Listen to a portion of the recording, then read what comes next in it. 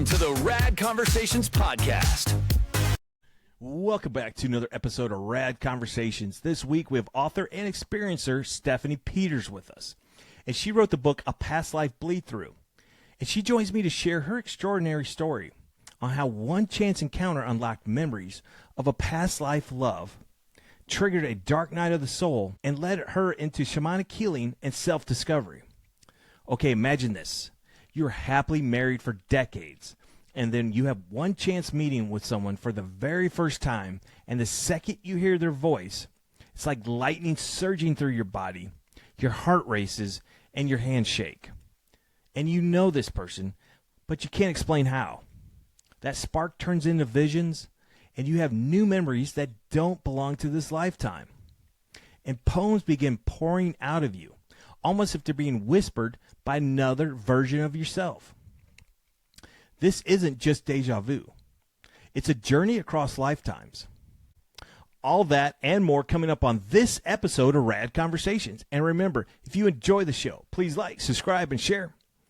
All right, let's get into it. Stephanie, please share with us your amazing experience. So 4 years ago, I was a teacher back then and a real estate agent, and I did real estate on the side. I had a listing, and someone called. This gentleman called on my listing.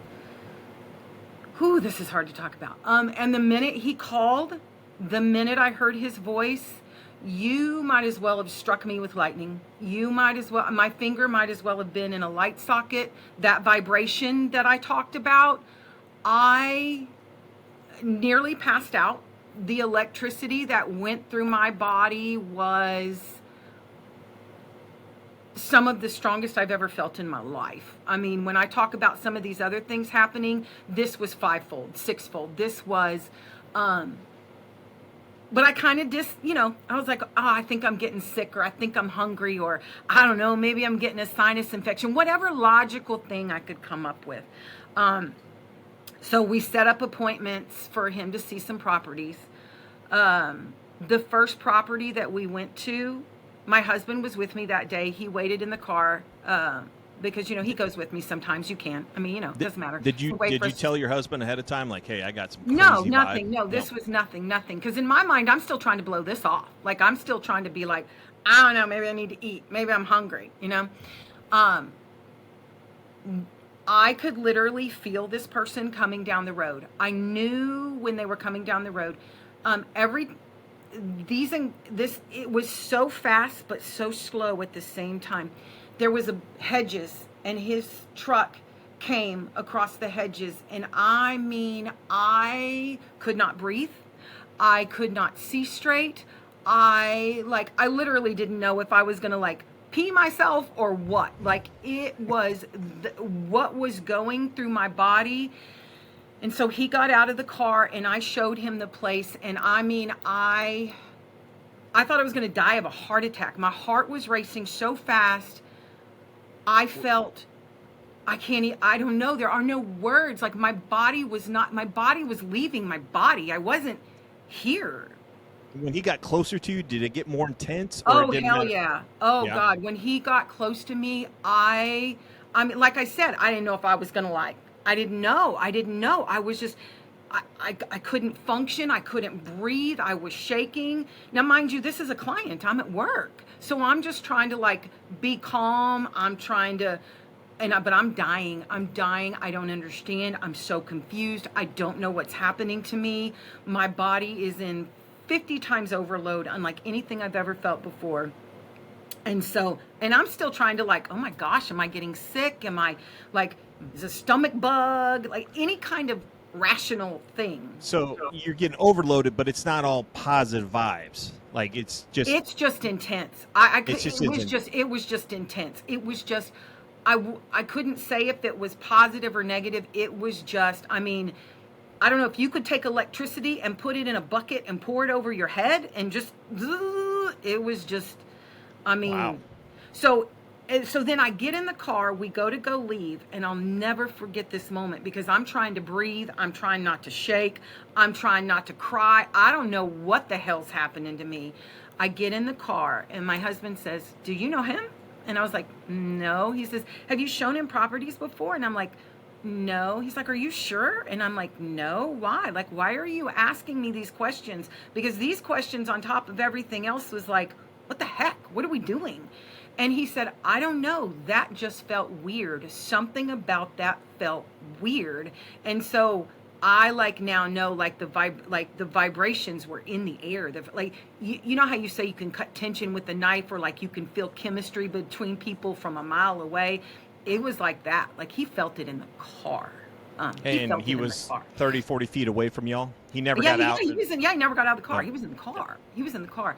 So I proceeded to show this man properties, and at the time I didn't realize what was happening, because I gave it any name I could give it. Mind you, I'm married. I've been married for a very long time. This person's 24 years younger than me. He's younger than my children. So he's a kid in my mind. He's in the military. I grew up strong military, very strong military. And so as we proceeded to get closer and have what I would now call a relationship, I wouldn't have called it one then, I convinced myself it was anything. I convinced myself it was just my strong military upbringing, wanting to help a military kid. I convinced myself it was empathy because I understand what it's like to be stationed somewhere and not have anyone there. Like I just gave it any kind of matrix human label I could give it. Anything I could give it, because I couldn't fight it. I didn't know what it was, but I knew it couldn't be what I thought it was, because I'm not that kind of person. It couldn't be like a relationship. Like this is not happening. Like it's not a thing. And all the while, oh, go ahead.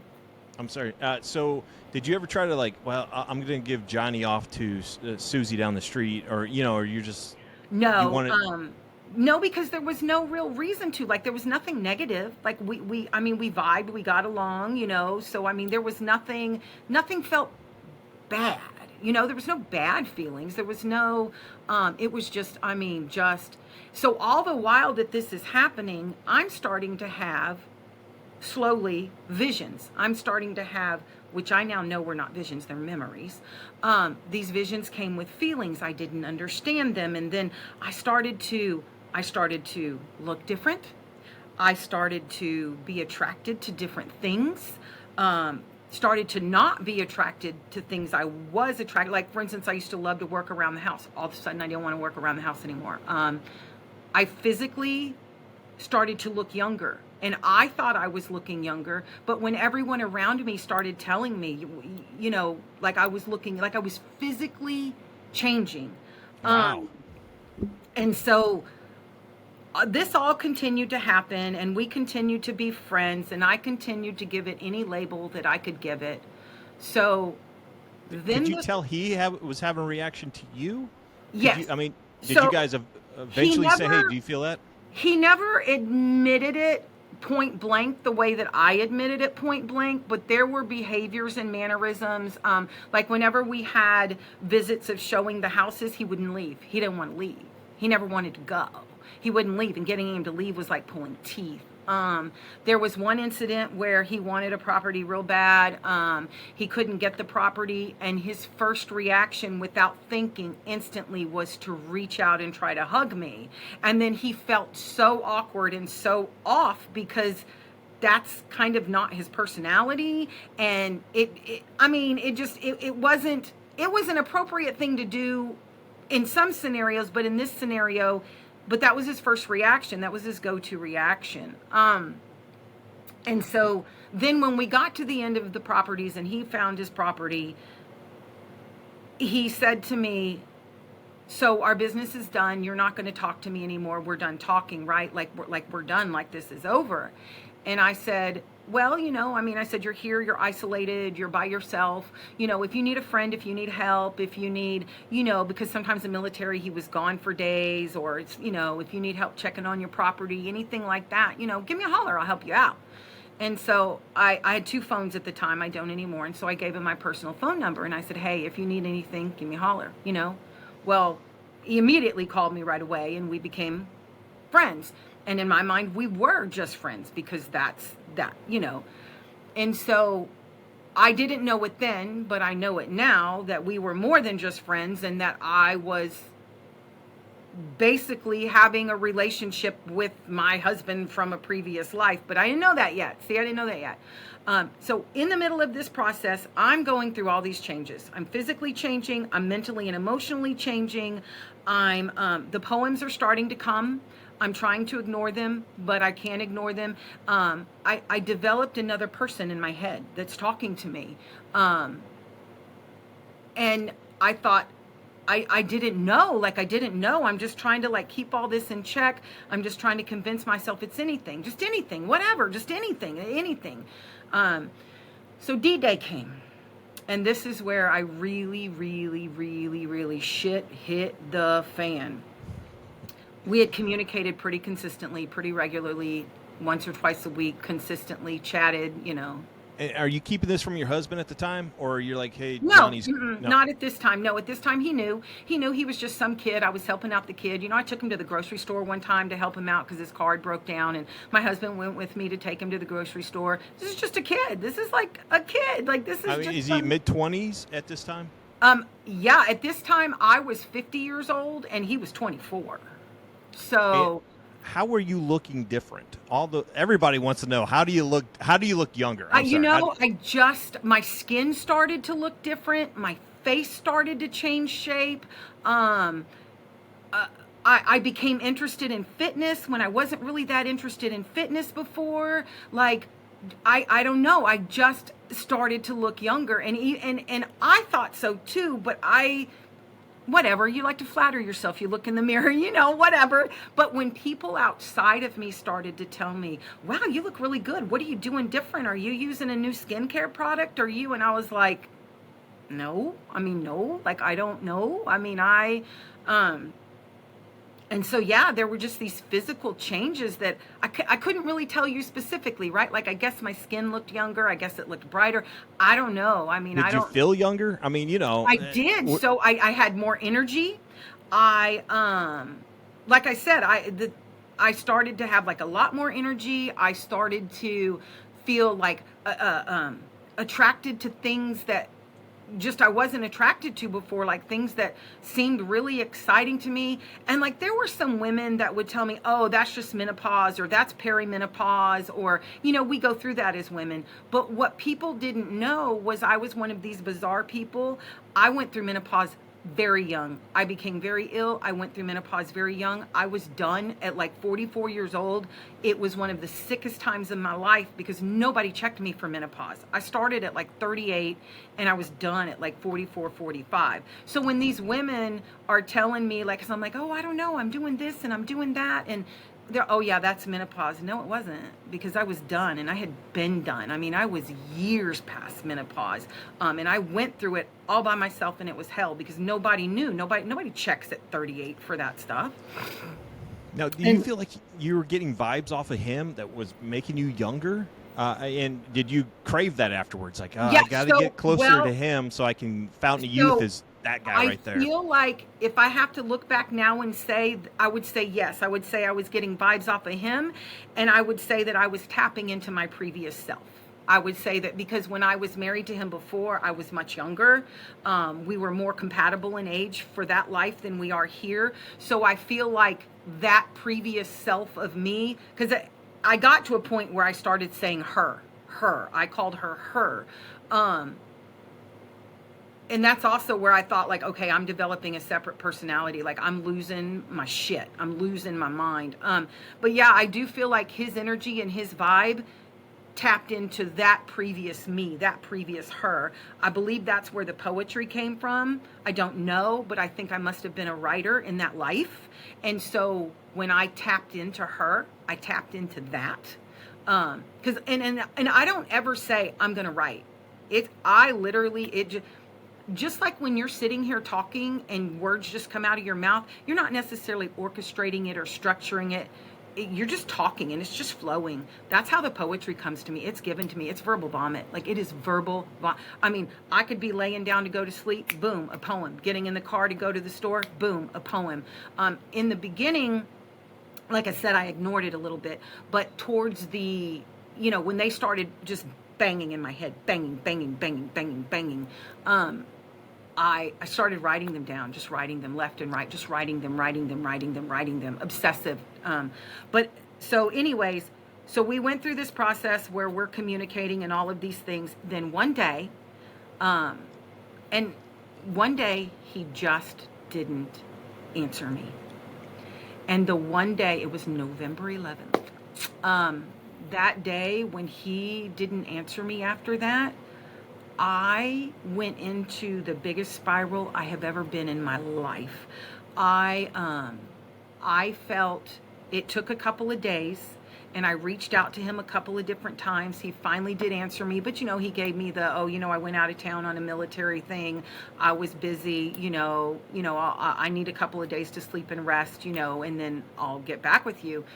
And he never did. And at that point, he never did. And I went into, I think it's what they call the dark night of the soul. I've not heard that term. What is that? Yeah, so it's one of the terms they use in connection with like twin flames, which I believe that's probably what he is. But anyways, this I went into the darkest place I've ever been in my life. No matter what you said to me, no matter what you told me, I felt death. I saw death. I saw black. I saw death. I saw me in a coffin. I saw me holding him. He was dead. He was dead. He was dead. He was dead. I even went and I drove past his place several times, like 4 or 5 times, just to make sure his truck moved.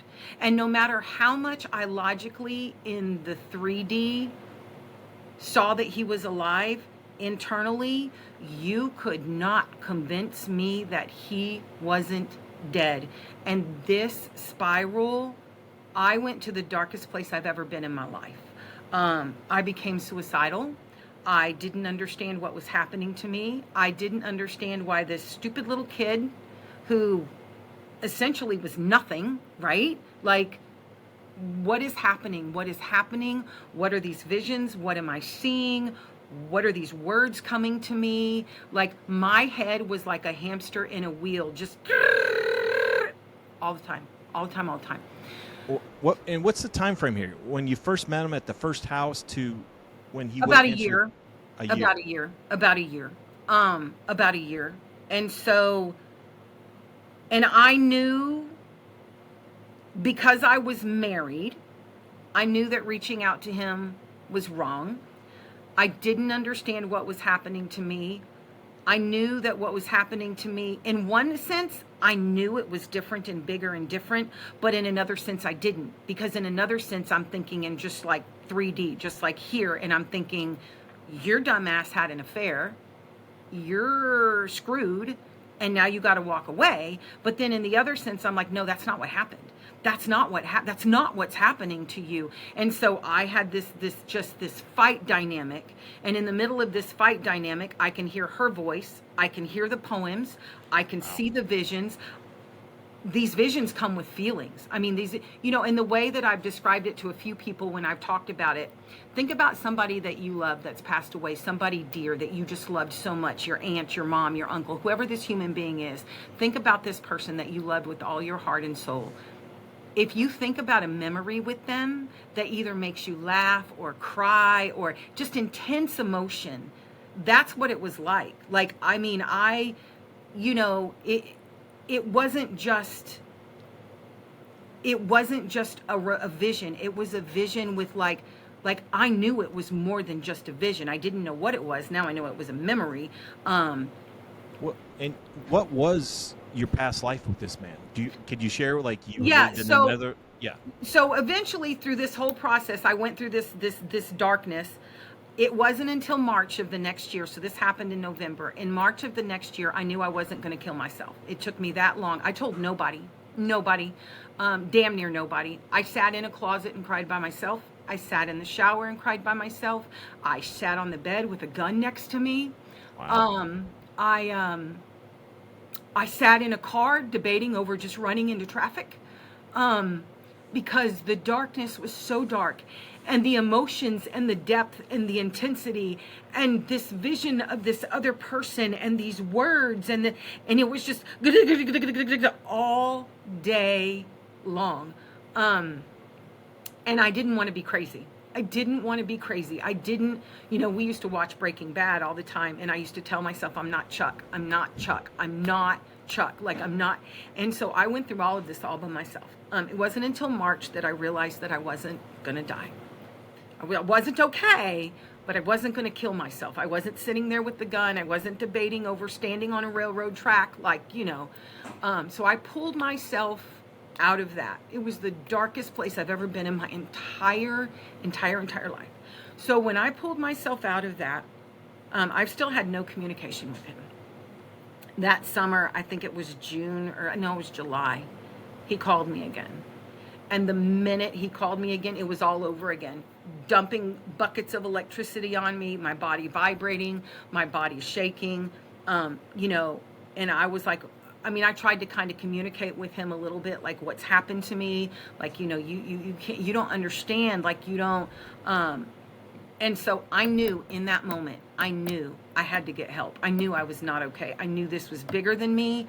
I knew something was happening. I didn't understand. So I got regular therapy. We continued to communicate, talk.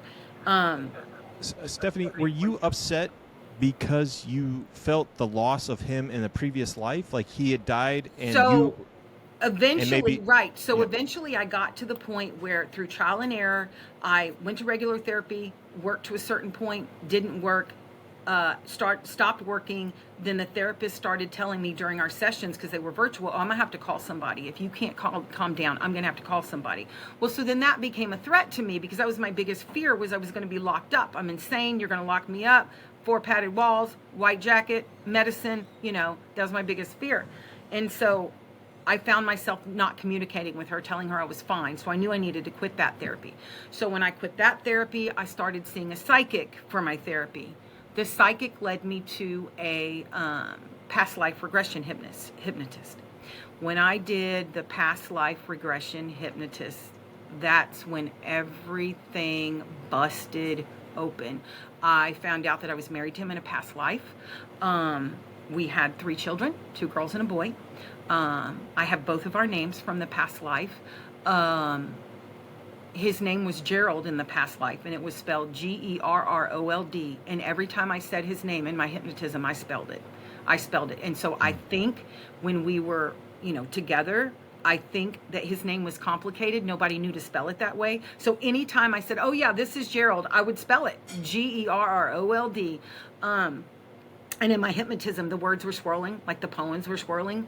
I don't know what happened because I was unable to see it, but I held him in my arms as he died. I was sitting on the ground. I had my legs crossed. His head was in my lap. I held him in my arms as he died, and I never got over it. I never got over it in that life. It's even hard for me to talk about because I feel it. Nobody tells you when you do these type of hypnotism things, nobody tells you. You don't just remember. You feel, just like you loved your mom or your dad or whoever's died. When you talk about them, you feel. You don't just, you feel. And so I held him in my arms as he died. And then I proceeded to just wither away and die myself. I didn't want to be there. I remember dying. I remember being in my coffin. I remember sitting, my spirit, my soul sitting on top of my coffin, waiting for him to find me because I wanted him to find me. In my hypnotism, when he died, I physically went crazy. I was thrashing, kicking, screaming, yelling, swinging. And so the hypnotist lady went to go bring me out of it. I wouldn't come out of it. I wouldn't come out. Wow. What was supposed to be like an hour session turned into like a 2.5 hour session because I wouldn't come out. And at one point I literally bowed up at her with my chest, and I was like ready to go. And I told her, I said, I'm not coming back and you can't make me. I'm going to wait here and I'm going to wait for Gerald and you're not going to stop me. And I got physical with her. And at one point the session took so long that she had to go to the restroom and she made me lay there. Well, apparently during this time, and I don't really remember, I only remembered later, I picked up the phone and I called him. He didn't answer. I don't know what I said. I didn't remember till a little while later, like maybe a day or two later, that I called him. And I didn't know for sure that I called him until I had to check my phone to see. And to see that like there was like a, like a however many, like, like you leave a message phone call. To this day, I don't know what I said. I don't know what I said. I don't know. I don't think we were even in communication at that point. So I don't know. But I did this under hypnotism. Like I remember a lot of hypnotism, but I don't remember every minuscule detail. So anyways, when I came out of the hypnotism, that was when I don't know. I lost myself again. I went into another spiral because I remembered, I felt all of these things I thought that were just made up in my head. I knew they were memories. I was remembering our past life. They were memories. And then after the hypnotism, more memories came and more memories came. So one day I didn't know what else to call it. I called it a seizure. I started shaking and I couldn't stop shaking. My eyes rolled back in my head. I was shaking. I couldn't stop. I couldn't quit. I had no idea what it was. I didn't know. It scared the bejesus out of me. Like I called it a seizure. I didn't even know what else to call. I didn't know. I had no knowledge of anything. These things are just happening to me like rocks being thrown at you. I don't know. And that's when I told my husband. I told my husband that, I have a problem. Something's wrong. I never stopped. Up to this point, he had no idea all this was going on? No, not really. No, I told no one. I mean, I told very few people. No, because I was going to fix it because it involved another human being. So it involved a young man. Like I'm not like, I didn't know what to do. I mean, I hadn't touched this person or anything like that, but these feelings and these emotions and these visions and the intensity and it was just, I was so lost. So after I had the first seizure, I proceeded to tell him my story. And then I had 3 more seizures after that. He held me for those seizures. Under hypnosis or just in everyday life? This is just in life. This is just in everyday life. That vibration that I told you about would start, but it would get so intense I couldn't come out of it. That vibration would start in my stomach, and my whole body would shake. My eyes rolled back in my head. Like I was conscious, but not, it was a funky state. I don't know how to describe it. Wow. And this is all from the pain of a previous life. Right. So eventually I went to go see not the hypnotist, the psychic told me to go see a Reiki. So I went to go see a local Reiki. I did a few sessions with the local Reiki, and she basically said, nicely, politely, you're too far gone for me. I don't have the skills for you. What you're going through is, I don't have the training yet. Like, I'm not there. Like, I can't deal with the depth of what you need to process. So she sent me to the Moon Rising Shamanic Institute, and when she sent me there, that's where I first met Christine. I had some private sessions with Christine, and then they offer classes and all of these other types of things, and so I started taking their classes. But Christine told me that's grief. She said that is unprocessed grief from your past life that your soul has carried over here, and you're still grieving his death because you never let go. Wow. You carried that with you. What time frame was this relationship? Like 1800s? Late 1700s. Do we know what part of the world?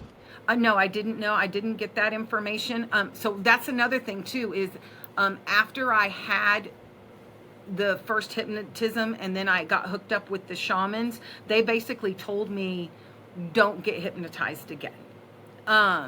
Because I told you I wouldn't come out of it, and I got aggressive, and they're like, you need a lot of work.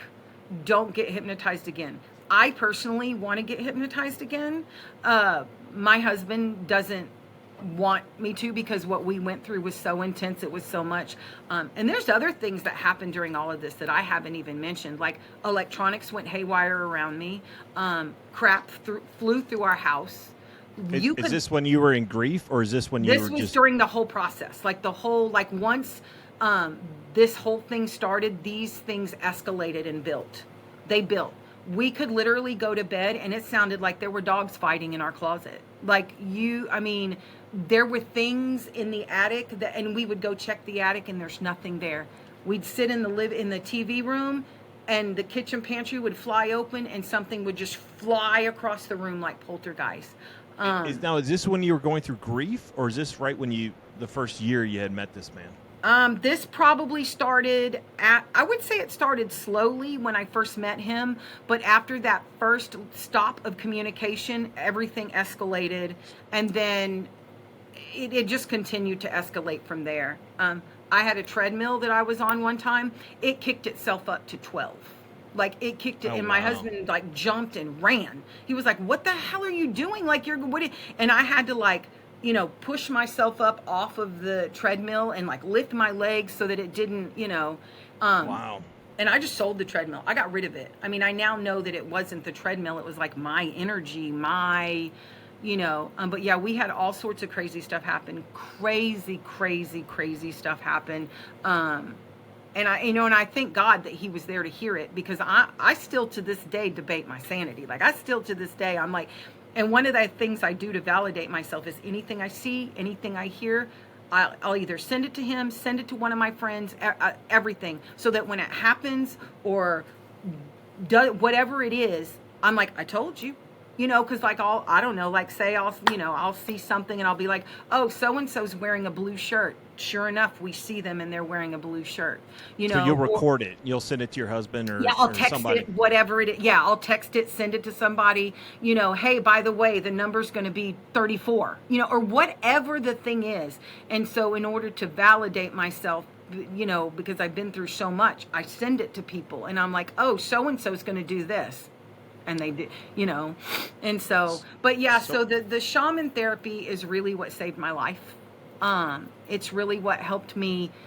Is that here in Texas, or did you have to go somewhere? So no, they're actually they're virtual. They do come here for visits though, and I have seen them a couple of times because they come to the Reiki shop. But they've helped me deal with the past life trauma, the past life grief. And that's what the traditional therapy didn't do. It dealt with the here and now. And there were some aspects of the traditional therapy that I did need, because like you mentioned, I kind of became addicted, right? There was, even though I was dealing with like past life 5D stuff, there was just reality 3D stuff. Like, just you talk to someone all the time. You get used to this part being a part of your life. You get used to. So, I had to deal with both aspects. I had to deal with this reality of I have this happening, which is the here and now, which is normal for anybody who's doing the things that I'm doing. But then I have this other aspect that's completely and utterly not normal whatsoever in any way, shape, or form, or I thought. But then when I got hooked up with the shamans, they're like, yeah, they had names for everything. Like, they knew exactly what I was going through. They had names for everything. That's fantastic. It had to give you some peace of mind. Like, okay, I'm not the first to go through this. Yeah. These guys are experts. They can help me through this process. And luckily you found them. I'm sure you found them for a reason. I was supposed to find them. They were sent here. I was supposed to find them. But like when I was doing what I called the seizures, when I told Christine about it, the first thing she said was, oh yeah, that's grief. That's past life trauma. Like, you're holding that in your body physically like that. She knew immediately what it was, like immediately. And so, and then when I told about the things that I saw and heard, and, it's like, yeah, those are you're remembering, like those are memories, like you're remembering. And I can remember, I can remember cooking. I can remember him coming home from work. I can remember where our clothes were stored. I can remember sweeping. I remember our house, where our house was, how our house was set up. I can remember everything. Like, well, not everything, but. Yeah, when you remember cooking, can you remember what you were making? Yeah, I can remember making bread. I did most of my cooking outside. So when you went outside my front door, I cooked to the right. and there was like kind of like a little cooking station set up there with like a cast iron stuff, and I cooked to the right, and I cooked outside mostly, and then like the sun came up in the front of our house and it went down in the back of our house, and that's where all our garden stuff was planted. That's where all our food stuff was planted, was behind the house.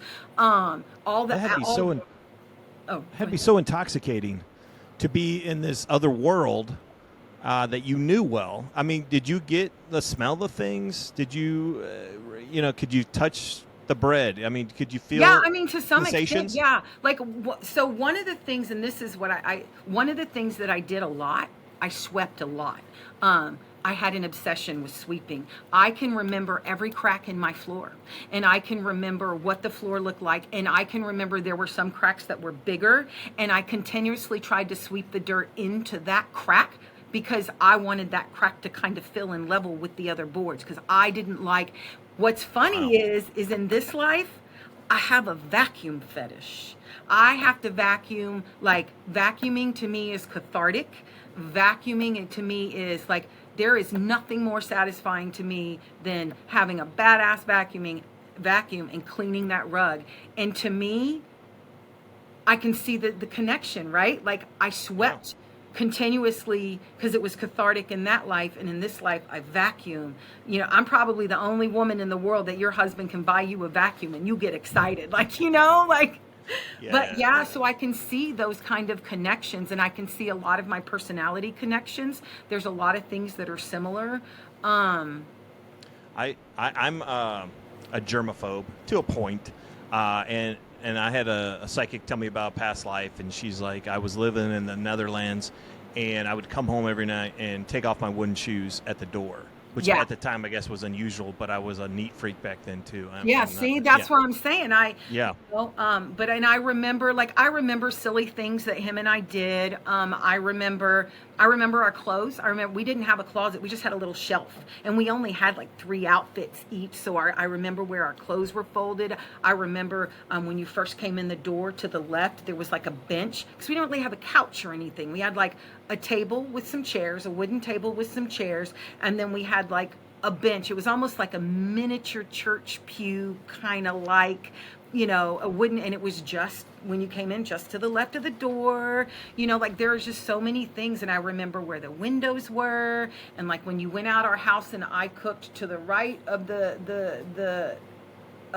door, then on the other side were buildings, like I guess the barn, there were like buildings to the left. And it's like I can see all of this. I can remember all of this. Like Can you remember? I got so many questions. Can you remember being happy? Like, oh, I'm sweeping the dirt in the crack. Like that makes me happy. Or I can remember. One of the things that's really, really hard for me, and it's still very hard for me because it's so very difficult. There were little intimate moments that we shared, and I remember the look in his eyes. I remember the look in his face. I remember the feeling that I had. I remember the contentedness and the happiness and so it's so very difficult for me now to remember that, to know that, and to feel that for another person that I'm not. You know what I'm saying? Like, I mean, I'm married. I'm happily married. I have a wonderful life. I have a wonderful husband. I have all of those things. But to remember being happy with someone else that's still here, it is still to this day very painful, and I still struggle with this aspect of the whole thing. Like, I still struggle with remembering. One of the things that I say, one of the other things that I've said to people is, I talked about, like, remember the person you died that loved and how you felt. And if you think about those memories, you still feel that love. It didn't go anywhere. It's still there. Well, now imagine they're 15 minutes down the road, 20, and you're not allowed to go to them. Well, and do these memories seem like they happened yesterday, or is there like definitely a break, and this happened a long time ago, or is this just an instant connection? It's pretty. I mean, think about your memories. If you think about something in your mind, it wasn't 20 years ago, 30 years ago. It might as well have been yesterday. Like whatever you feel, whatever you see, whatever you're going through, you don't have this time concept that it was like 20 years ago. It was like, it feels like it happened yesterday. Thanks for watching, folks, and please tune in next time to hear the rest of Stephanie's amazing experience. And like always, stay rad.